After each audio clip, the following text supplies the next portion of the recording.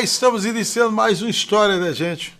Programa esse que, para honra e glória do Senhor, tem contado histórias diferentes, histórias maravilhosas. E eu queria te convidar, sentado aí, a compartilhar esse vídeo, a se inscrever no nosso canal, deixar seu like aí, comentários.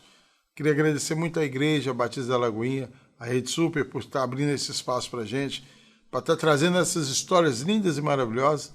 E também ao Estúdio X, que tem aí sido esse cooperador trabalhando com a gente, Jonas e toda a sua equipe. Gente, hoje eu vou conversar com uma das pessoas que eu mais amo nessa face da Terra. A gente não é irmão de barrigada, mas nós somos irmãos de muitas coisas. A nossa querida Marisa. E aí, Marisa? Ei! Você parece muito meus irmãos de barrigada. Pois é, a Marisa, a gente se conhece já há muito tempo, desde a época de jovens adultos, né? A gente participava desse culto maravilhoso, saudoso, que eu tenho uma saudade tão grande desse culto. Hoje cada um dentro da sua linha, Marisa lá no Taquari ou lá no Papagaio. Mas Marisa, e aí, como é que é essa história da Marisa? Como é que a Marisa foi que a criancinha nasceu aqui mesmo, foi criada ali no Taquari ou nasceu no Taquari mesmo? Como é que é? Nasci no Taquaril. Sou mineira de Belo Horizonte.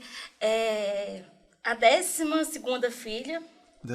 Sou a mais nova de todas lá da minha casa, Xodó. E né, minha mãe teve 12 filhos, eu sou a 12ª. E Xodó mesmo. Né? Minha mãe ficou viúva, eu tinha 9 meses. Então não conheci meu pai.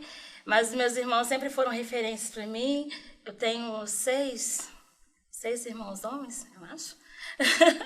E, sim, tive uma infância muito bacana, no Taquaril, rua de terra, sem luz, sem água. Quando a água e luz chegou no Taquaril, eu tinha uns 7, 8 anos.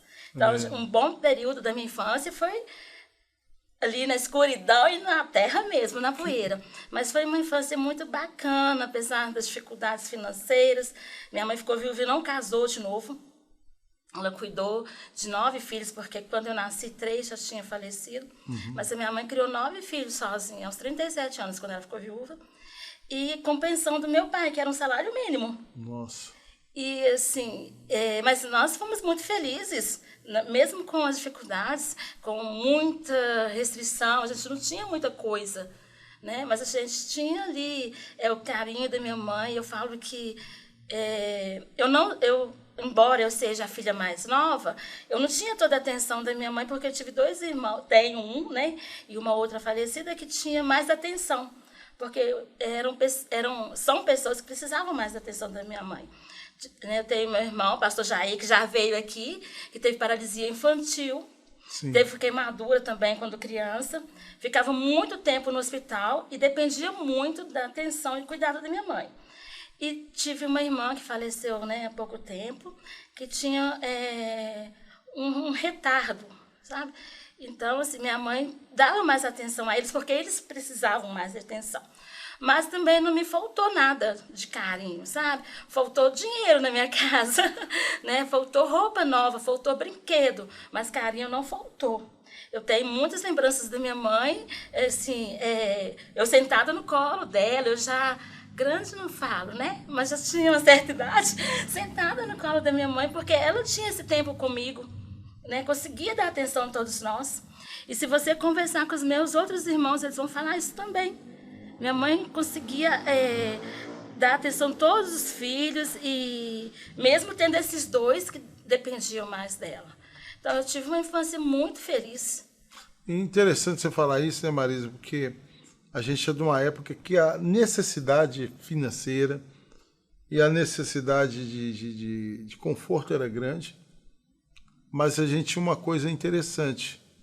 A necessidade de amor não faltava, porque os pais da gente, as mães, que eu particularmente, igual você, tivemos só a mãe parecia, eu fico imaginando como é que elas davam conta de trabalhar, se virar comida e ainda dar carinho, tinha tempo para ouvir a gente. E a minha mãe ainda tinha algo mais, porque todo mundo que vinha do interior para tratar a saúde ficava na minha casa. A minha casa, gente, eu tenho poucas lembranças de uma outra que eu morei, eu devo ter morado lá até os 5 anos, mas a que eu moro hoje, o lote onde eu moro, você conhece, o barraco que você conhece, que eu moro, eram 3 cômodos, e nós éramos 9 filhos, e ainda tinha os netos que ficavam mais lá, e vinham as pessoas do interior. E a gente tinha uma cama de casal na minha casa, que teve um dia lá que tinha umas 7 pessoas nessa cama. Meu Deus. E eu fico impressionada, porque hoje eu moro no mesmo barraco, porém, com mais cômodos, moro sozinha. E às vezes eu fico sem espaço. É mesmo? É incrível isso, né? E quando nós tínhamos 3 cômodos, eram todos nós, os filhos, e ainda vinha pessoas do interior ficar na minha casa. E cabia todo mundo. E cabia todo mundo. Entendeu? Porque a gente compartilhava muito, até uma cama de casal. A gente compartilhava. Era eu, minha mãe, meus sobrinhos e as pessoas que vinham, que a gente não colocava os nossos visitantes no chão. Outra coisa que você falou interessante, não tinha essa questão de escolha de fruta. Hoje a gente escolhe a fruta que quer, a comida que quer. Hoje a gente até passa mal por estar comendo demais. Uhum. Naquela época não tinha essa fartura, mas não faltava comida. Não faltava. Minha mãe tem uma... Eu tenho muitas histórias, viu, gente? A minha mãe tem uma comadre... minha mãe já é falecida, mas a comadre ainda vive e a gente ainda considera comadre, tanto que eu chamo ela de comadre. Só que assim, nunca batizei ninguém. Mas ela era comadre da minha mãe e acabou sendo minha agora, porque a gente não consegue desvincular. E ela, um dia, eu fui no hospital visitá-la, que ela estava com um problema de saúde, ela começou a contar as histórias dela com a minha mãe. E ela falou assim, que quando a minha mãe estava grávida da minha irmã, e foi quando ela conheceu a minha mãe, isso há 56 anos atrás. Aí ela falou assim que elas dividiam a roupa. Ela disse, a mãe precisava ir no médico, não tinha roupa, emprestava o meu vestido para ela. Uhum. O Pedro, né, que era o marido dela, Pedro trabalhava e recebia uma cesta básica. E seu pai estava desempregado. Eu dividia a cesta básica com ela. Olha só. Entendeu? Então, assim, eu vivi essas situações de chegar na casa dos meus vizinhos e não ter prato para todo mundo. A gente comia no mesmo prato, literalmente. Era um prato e 2 colheres. Uhum. Entendeu? Então, assim, não faltava comida. Eu nunca passei fome na vida. Nunca. Percebe? Assim, porque qualquer pessoa dividia um prato de comida. Literalmente dividia. E assim, sua mãe conheceu a Cristo, o Evangelho? Minha mãe, até pouco tempo eu pensava que meus avós eram cristãos e por isso a minha mãe se tornou cristã. Mas, na verdade, meu avô nunca foi, o pai da minha mãe, nunca foi cristão, não. Mas todos os domingos ele mandava os meus tios e a minha mãe para a igreja. Uma igreja cristã. Igreja cristã mesmo o nome da igreja. Que legal. Lá no interior, lá em Morés, Alto Capim. Não. E aí eu descobri pouco tempo. Para mim, a minha mãe tinha convertido através dos meus avós, mas não. Eles não iam, mas enviavam os filhos para essa igreja. E aí, quando a minha mãe veio para Belo Horizonte, aí ela começou a frequentar mesmo a igreja e se batizou. Né? E aí eu já entro na história. Porque aí foi aí que eu nasci. Eu sou de 74 e a minha mãe, desde pequena, ela me levava para a igreja. Eu não tenho memória, né, da minha pessoa longe de igreja. Que benção. Eu não tenho. Assim, eu lembro de mim já no púlpito, falando poesias, cantando, participando de todos os trabalhos da igreja, porque minha mãe sempre me levou. Entendeu? E uma outra coisa interessante é que a minha mãe, no domingo de manhã, às vezes ela não podia ir, né, por causa da fazer de casa, a igreja era longe. Não era tão perto. A gente mora no Taquaril e minha mãe congregou primeiro no São Geraldo. Vocês, né, se todo mundo conhece a Regional Leste, é uma região enorme. E depois ela começou a congregar no Alto Vera Cruz, era muito morro, era menino para levar no colo, né? Eu era criança de colo, as vizinhas ajudavam às vezes. Então minha mãe não tinha muita facilidade de ir de manhã e à noite. Então de manhã ela mandava a gente ir e à noite íamos, né, todos nós. E o interessante é que quando a gente chegava da escola bíblica, né, da escola dominical, a minha mãe falava assim, qual foi o texto áureo? Quem estava na igreja? A gente tinha que dar o relatório todinho. Não dava para dormir na escola bíblica. Porque quando eu chegava em casa, eu tinha que falar o texto áureo. Não sei se o pessoal sabe o que é isso. O texto áureo é o texto básico da lição. Né? A gente usava muitas revistas e sempre vem um texto em cima que é a base daquela lição que vai estudar. Então, gente, eu subia Alto Veracruz repetindo o texto áureo, porque eu tinha que chegar em casa e falar. E dar conta. E dar conta. Então, a gente foi criado dessa forma. E isso me fez ter um amor mesmo por escola bíblica, por saber mais de Deus, né? Tudo através da minha mãe, que não estudou. Minha mãe foi na escola, acho que 1 semana. Olha só. Na vida inteira. Minha mãe sabia ler e escrevia o nome dela. Sem ter ido à escola, assim, sem frequentar a escola, né, regularmente. Ela foi 1 semana na escola. O que ela aprendeu foi com meu tio ensinando. Que bênção. E aí você vem dessa formação cristã. Então a sua adolescência praticamente foi dentro da igreja também, trabalhando, estudando. Você sempre foi muito estudiosa? Hein? Conta aí. Eu sou esforçada, né? Eu falo que eu não sou a mais inteligente da minha casa, que eu tenho muito, agora eu sou esforçada, isso eu sou. Tudo que eu vou fazer, eu quero fazer bem. Eu tenho amor pelas coisas que eu faço, qualquer coisa na vida. Então, e eu sempre fui assim. Na adolescência, eu era uma adolescente normal, viu, gente? Não era santa, não. Era normal, gostava de jogar queimada na rua, bater perna com as minhas amigas. Na igreja eu era bem agitadinha também, eu sempre falei muito, mas sempre participei de tudo na igreja. Né? Na adolescência, na igreja. Eu nunca fui assim, mundana, né? Como se diz, né? De frequentar balada, essas coisas, nunca. Eu falo que Deus me salvou e Ele me salva todos os dias. Amém. Porque... né, eu poderia ser uma pessoa, né, que tivesse experimentado droga, essas coisas, mas Deus me salvou disso. Ele não só vai me levar para o céu, mas Ele tem me salvado todos os dias de situações que eu vejo que as pessoas vivem e que são peso para elas, que é tristeza para os pais, entendeu? E eu vejo que você e seus irmãos são muito unidos, né? Somos e ficamos muito mais nos últimos tempos. Eu estava vindo agora, eu conversava com um rapaz que me trouxe. Eu falei, gente, às vezes eu vou em casas, né? E casas de pessoas amigas mesmo, e tem briga, os irmãos ficam só brigando, um fala uma coisa, já é motivo de briga para o outro. Aí eu estava falando para ele, na minha casa não tem disso. A gente fala alto. Mas a gente gosta de estar. Meus irmãos falam assim, eu estou indo aí tomar um café. Um fala, eu vou tomar um café. Aí eu faço café para um, chega 3.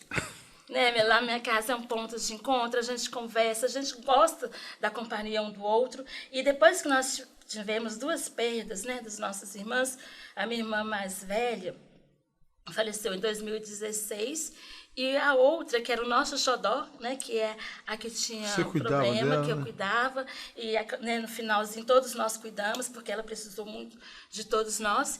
Ela faleceu em 2018. Só que antes ela teve um AVC no final de 2016 e Deus curou ela, assim, operou um milagre na vida dela. Em 2017 ela ficou bem com a gente, né? Assim, a gente achou que a gente ia morrer antes. Eu pensava, agora eu vou ter que pensar em alguém para ficar com ela depois que eu morrer, porque ela não vai morrer mais. Uhum. E aí, em 2018, no dia 2 de janeiro, ela, né, foi a óbito dentro da nossa casa, sentada na nossa frente. E aí a gente ficou mais unido ainda, porque a gente... Eu não sei se meus irmãos pensam como eu, mas eu percebi que tudo é muito rápido e que a gente não tem que dever nada a ninguém. E principalmente os nossos, porque às vezes nós damos muita atenção a quem é de fora e temos tempo com quem é de fora e esquece dos nossos. Então, assim, depois das minhas irmãs, todo o tempo que eu posso estar com meus irmãos, eu estou ali. E eu valorizo muito isso. E eu sei que eles podem contar comigo, né? E eles podem contar comigo. E eu sei que eu posso sempre contar com eles, principalmente nesses últimos anos. Eu ainda estou vivendo o luto da minha irmã e eu tenho me sentido abraçada com os meus irmãos.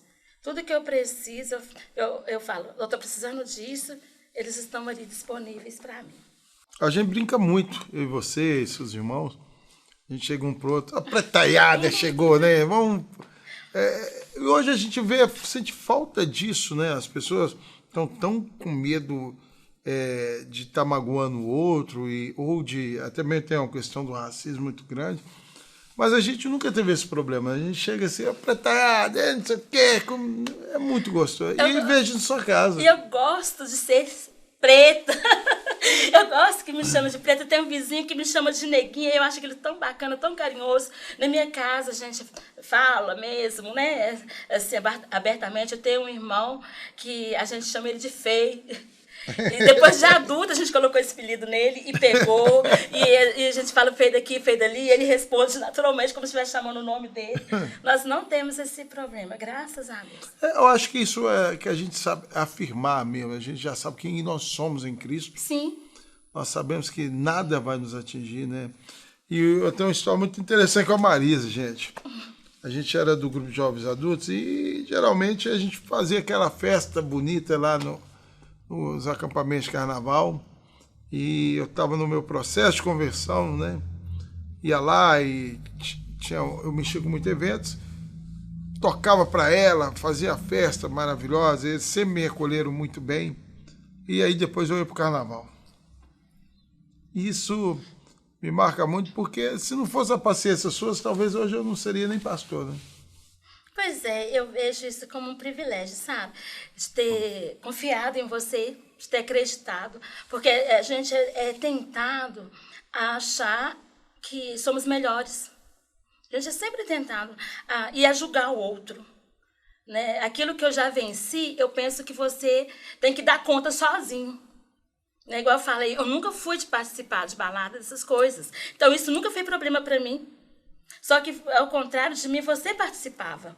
Sim. E era algo que você precisava vencer.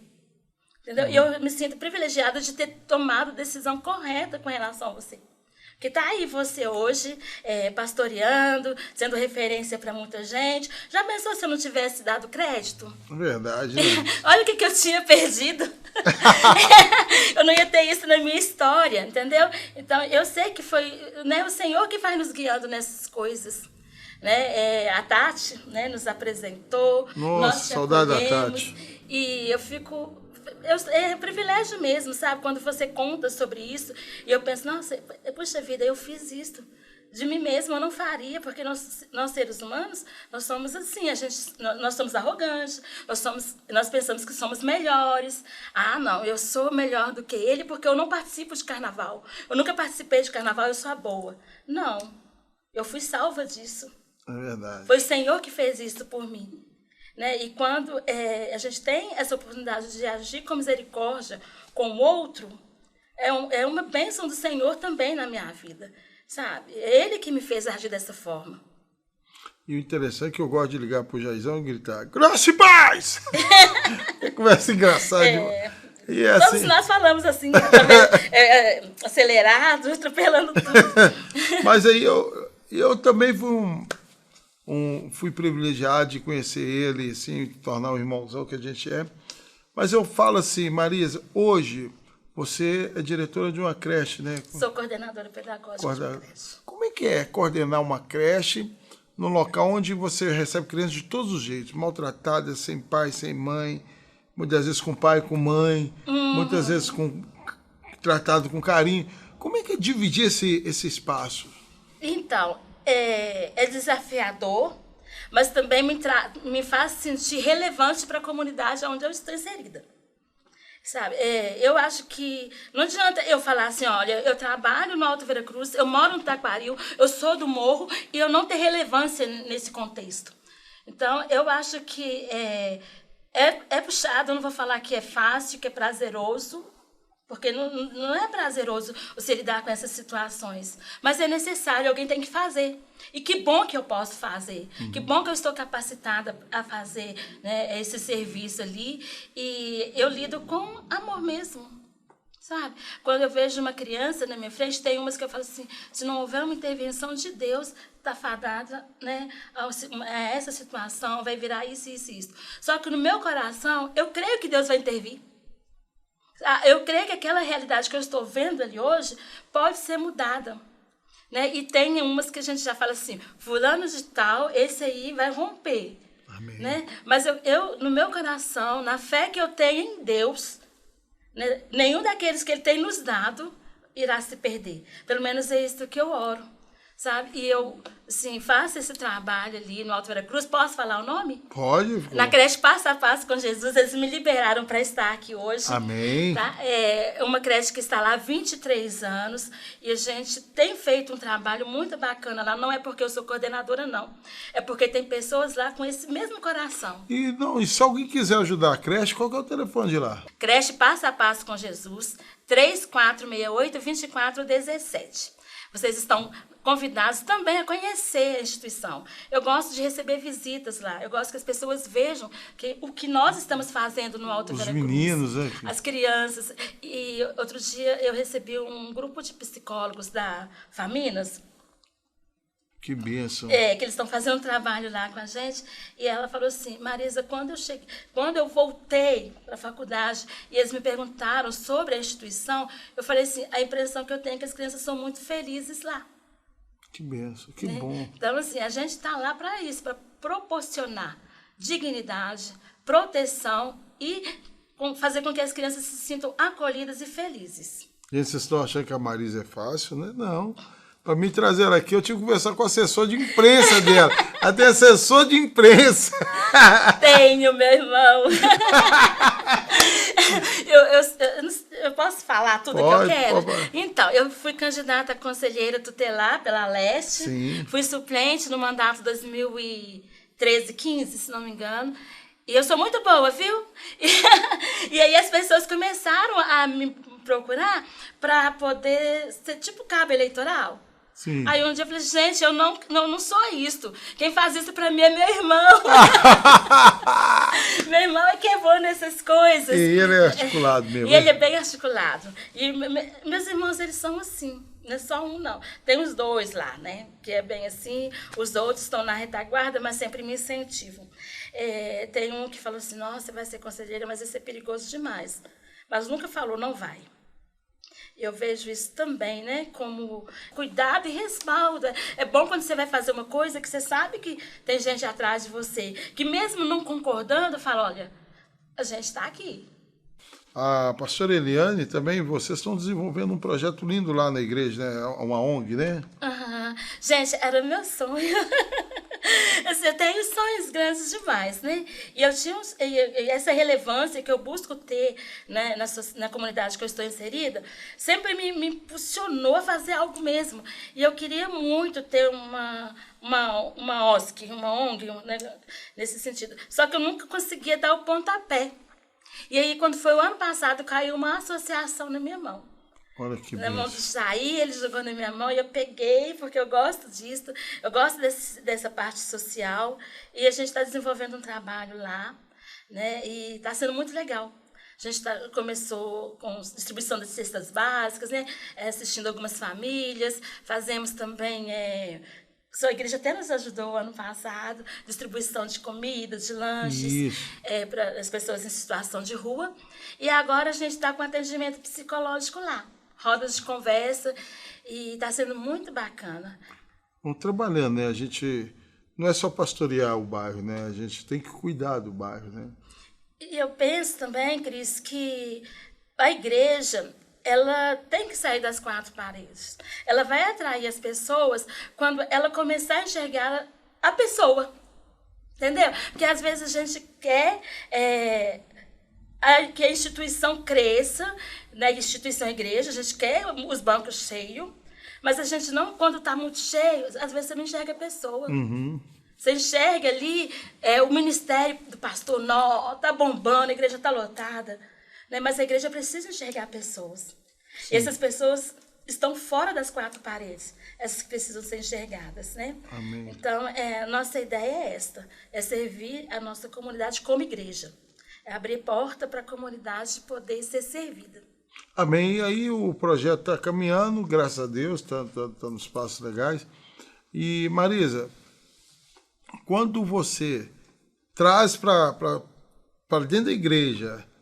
os problemas não dos membros da igreja, mas da comunidade. Como que você vê que os membros da igreja recebem? Porque o membro da igreja ali está em dois sentidos. Ele está dentro da igreja e na comunidade. E ele pode ser o ajudador daquela comunidade. Como é que você vê que isso acontece? Sim, principalmente na Igreja Unida do Taquari, onde eu estou congregando atualmente, ela é muito ela acolhe essas demandas, né? As cestas básicas mesmo que a gente doa. Eu não tenho um patrocinador. São os membros da igreja mesmo. Olha, a gente faz o culto um domingo por mês. A gente tem um culto que a gente chama culto das primícias. As pessoas levam aquilo que elas entendem que é o melhor delas, depositam no altar, a gente monta a cesta e distribui. Que bênção, um ajudando o outro. Isso. Tem uma frase que eu acho interessante, que fala assim: se todas as pessoas do mundo dessem as mãos, não sobrariam mãos para matar, roubar ou destruir. Olha que legal. Muito bacana.